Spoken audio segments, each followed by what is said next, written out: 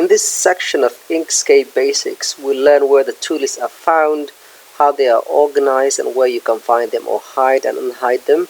So we find the toolbox on the left, and if you hover the mouse, you can see the name of each tool, like brush, nodes, the drawing tools. We can see the ellipse, we can see the pencil, the Bezier curve, text, gradient, and if you click, so if we zoom in, we can see them better. So we can see the brush, the square, the 3D model, and so on. So if you just hover, you should see. You can also use the small arrow to see more tools.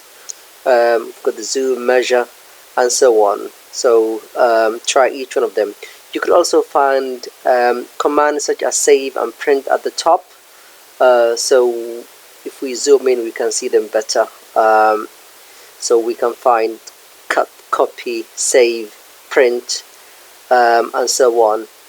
And we can also find zoom options, fit to page, snapping options on the right hand side. So again, look at each tool. Show if you hover over the mouse, you should see the name, so we can zoom in and see them better. So we've got the open a new document, open existing document, save menu, print menu, and so on. So basically, experiment and have a look what each one of them does. It just makes you work quicker. So it's just an efficient way to work.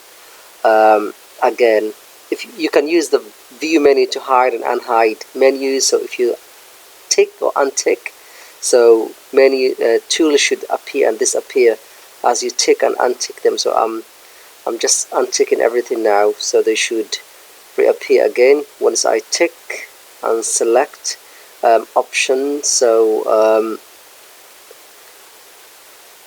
So just try each one of them and see how it works.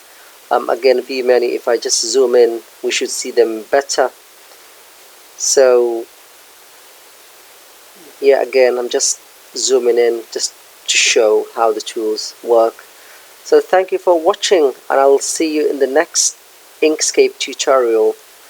Please like and subscribe if you like this video. Thank you.